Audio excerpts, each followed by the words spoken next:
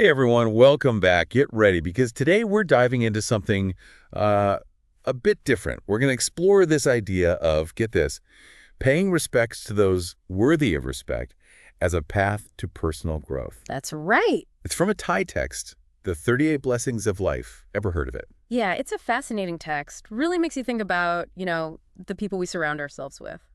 Okay, so full disclosure. When I first heard about this whole respect thing, I thought, come on, is that really relevant today? It sounds kind of old-fashioned, Yeah. like I'm supposed to be bowing to everyone now. Right. It's easy to jump to that conclusion, but it's actually much more nuanced than that. Okay, so break it down for me. What does this paying respect actually mean? Well, at its core, it's about recognizing the inherent worth and dignity in others, specifically those who embody qualities we admire. Okay, I'm listening, but how does that translate into, actual personal growth? Imagine a young tree, right? It needs support to grow strong and tall.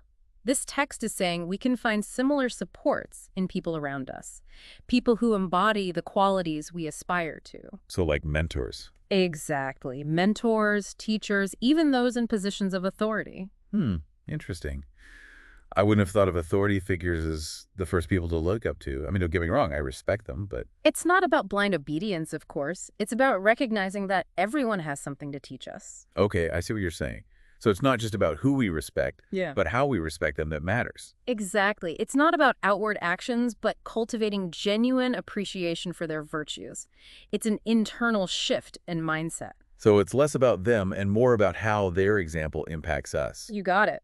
We allow their positive qualities to inspire our own growth, even if initially we don't fully grasp them. That's a really interesting way to look at it. Yeah. But it can't just be anyone we meet on the street, Hmm. right? Like what makes someone a worthy individual in this context? Great question. And the text does highlight specific virtues to look for: wisdom, ethical conduct, a strong moral compass, and a genuine commitment to helping others. Okay, so we're talking about people who walk the walk, not just talk the talk. Precisely. Okay, let's say you found someone who embodies these qualities. How do you actually put this paying respect idea into action? Do you like shower them with gifts or something? Well, that's where it gets really interesting. The text actually breaks it down into three levels: physical actions, words, and most importantly, thoughts. Wait, so even just thinking about someone in a respectful way counts? Absolutely. In fact, the text argues that true respect starts in the mind. Really? Huh, that's fascinating. Okay, so tell me more about these three levels, starting with thoughts. So, with thoughts, it's about consciously choosing to focus on the positive qualities of the person you admire, allowing those qualities to inspire you. Okay, so instead of focusing on their flaws or weaknesses, you're choosing to see the best in them. Right. It's about shifting your perspective to see their potential, their strengths, and that in turn can influence your own actions and behavior. It's like setting a positive example for yourself, even if the other person isn't physically present. Oh, exactly. So how about the other two levels, words and actions? How do they fit in? Well, think of it as aligning your behavior with your admiration. It could be as simple as offering a listening ear, expressing your appreciation for their guidance, or even just being mindful of your tone and body language when interacting with them. So if someone admires, say, their manager's confidence, paying respect could look like trying to embody that same confidence in their own work. Precisely. And the more you embody those qualities, the more you're putting that respect into action. But remember, it all stems from those initial thoughts, that conscious choice to focus on the positive. That's where the real transformation begins.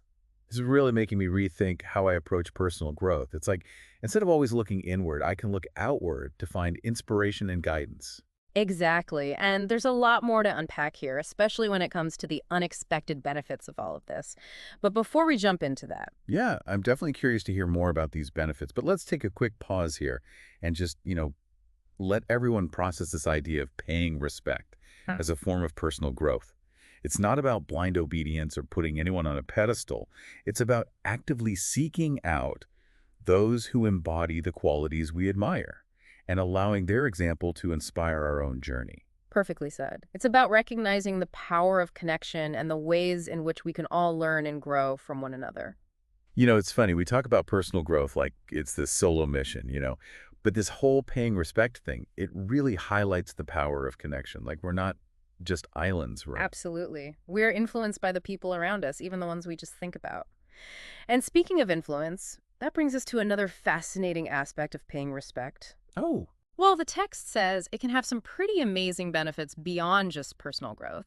Like it can make you a sharper thinker, more self-aware, even help you resist negativity. okay. Now that's intriguing. It's like that saying, you're the average of the 5 people you spend the most time with. Right, exactly. It might be a bit simplistic, but the core idea holds true. Your social circle really does shape your thoughts, your actions, your values even.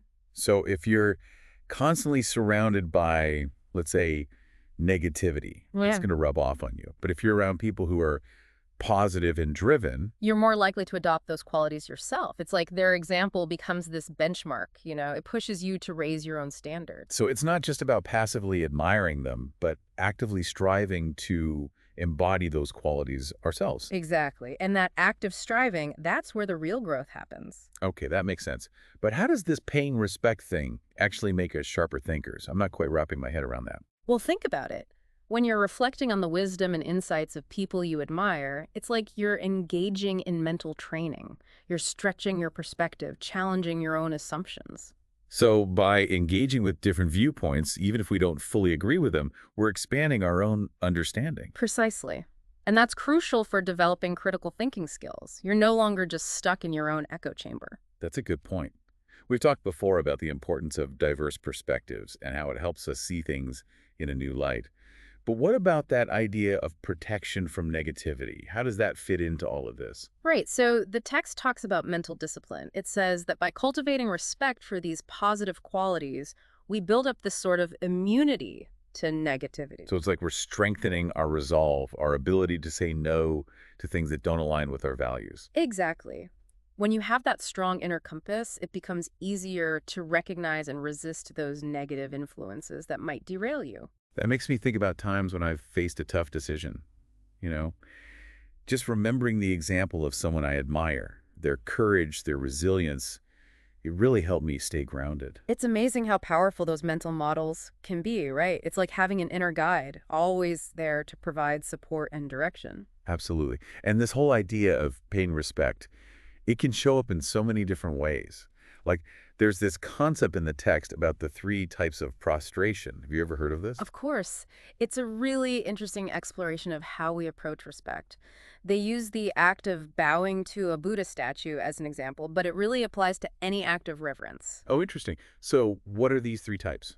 Okay, so the first one is called the more you bow, the more tired you get. The more you bow, the more tired you get. Mm-hmm. Okay, that sounds not so great. Yeah, it basically describes a superficial approach to respect where it's all about outward actions without any real inner engagement. So like going through the motions just to impress others. Exactly. And the text says this ultimately leads to exhaustion because there's no real connection to the source of inspiration. That makes sense. It's like if you're not doing it from a genuine place, it's going to feel draining. Yeah. So what's the second type? The second type is called the more you bow, the more ignorant you become.